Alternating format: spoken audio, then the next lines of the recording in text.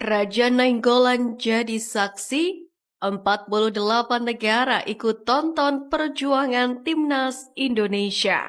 Sempat nyamuk kerido Bang J pamer defend ala Italia. Supporter Australia merana, STY tegaskan kuda hitam.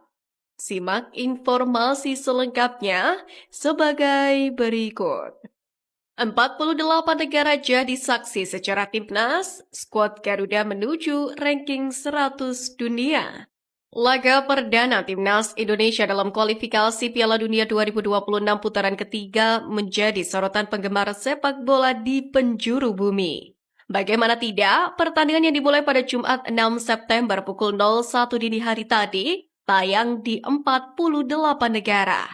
Tentu suatu kabar yang begitu membanggakan. Hadir dengan status debutan yang menghadapi peserta langganan Piala Dunia, kiprah timnas Indonesia dan Arab Saudi pun sukses memantik rasa penasaran penggemar sepak bola. Bahkan ex-pemain AS Roma, Inter Milan, dan Bayangkara FC Raja Nainggolan pun tak ingin ketinggalan, yang ternyata juga turut menyaksikan laga timnas Indonesia. Aktivitas Raja Nainggolan saat menyaksikan perjuangan anak asuh Sintayong ini terkuak melalui Instagram story pemain yang memiliki darah Batak tersebut. Raja Nainggolan yang saat ini berstatus tanpa klub ini mengunggah video saat Ragnar Oratmangun mencetak gol ke gawang Arab Saudi. Tidak hanya sampai di situ saja, Nainggolan juga turut merepost unggahan Ketum PSSI Erick Thohir di Instagram. Sementara itu, hasil imbang atas Arab Saudi pun membawa timnas Indonesia pada akhirnya naik peringkat FIFA. Menurut Football Ranking, Martin Paes dan kolega kedapatan poin sebanyak 6,88 meski hanya bermain imbang. Kini ranking FIFA timnas Indonesia pun naik 2 tingkat ke 131. Padahal sebelumnya, skuad Garuda sempat dilangkai Harimau Malaya 1 tingkat di posisi 134. Namun sekarang tim Merah Putih sudah tidak lagi bersaing sengit dengan skuad negeri jiran di ranking FIFA. Hal ini pun membuka asa kepada misi Sintayong untuk membawa timnas Indonesia tembus 100 besar ranking FIFA, bukan hal yang mustahil. Apalagi skuad Garuda menjadi wakil tunggal Asia Tenggara yang bersaing di babak ketiga kualifikasi Piala Dunia 2026 ini. Tim asuhan Sintayong itu bisa kebanjiran poin di momen tersebut.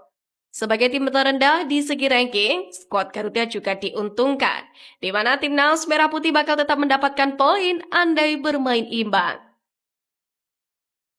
Timnas Indonesia sendiri selanjutnya akan berhadapan melawan timnas Australia di Stadion Utama Gelora Bung Karno pada Selasa 10 September mendatang. Nanti tim kapten JSS itu juga akan berhadapan melawan Bahrain, China, dan Jepang di grup C.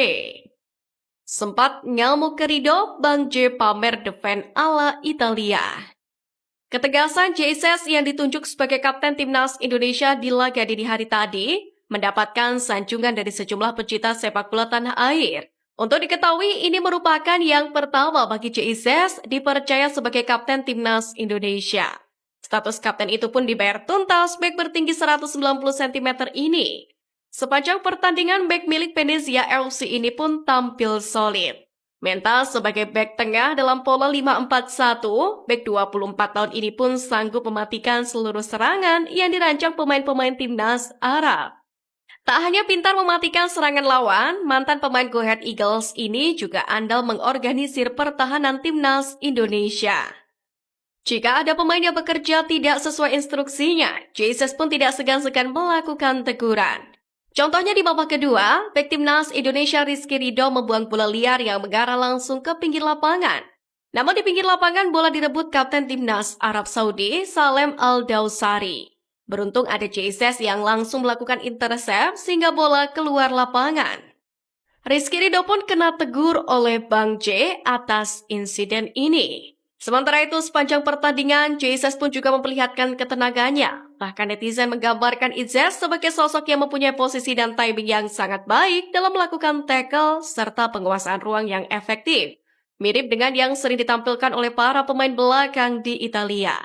Ketangguhan bek klub Serie A Liga Italia Venezia ini dalam mengendalikan bola dan membaca pergerakan lawan pun membuatnya tidak hanya sebagai benteng pertahanan, tapi juga mampu sebagai pemimpin yang mampu memotivasi rekan satu timnya di lapangan.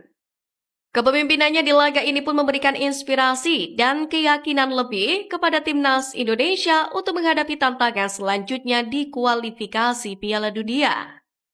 Supporter Australia merana, STY tegaskan kuda hitam. Berbeda dengan timnas Indonesia yang membuat kejutan dengan berhasil menahan imbang The Green Falcon di kandangnya, Australia yang satu grup dengan Indonesia juga membuat kejutan dengan dikalahkan Bahrain di kandangnya sendiri, yakni di Stadion Cobb Super Gold Coast pada Kamis sore. Padahal tampil sebagai tuan rumah, Australia mampu menguasai jalannya pertandingan. Tercatat tim besutan Graham Arnold itu memiliki penguasaan bola 71% berbanding 29%. Tak hanya penguasaan bola, dari segi peluang dan tembakan Australia juga lebih unggul daripada Bahrain. Meski unggul secara statistik, Australia tampak kesulitan membobol gawang Bahrain. Sampai akhirnya petaka Australia datang di menit ke-77 setelah pemain mereka Kusini Yengi diganjar kartu merah akibat mengangkat kaki terlalu tinggi hingga mengenai leher pemain lawan. Unggul jumlah pemain, Bahrain pun berhasil memanfaatkan kesempatan itu untuk mencetak gol di menit ke-89. Pertandingan pun berakhir dan Bahrain sukses mencuri poin penuh di kandang Australia berkat kemenangan tipis 1-0.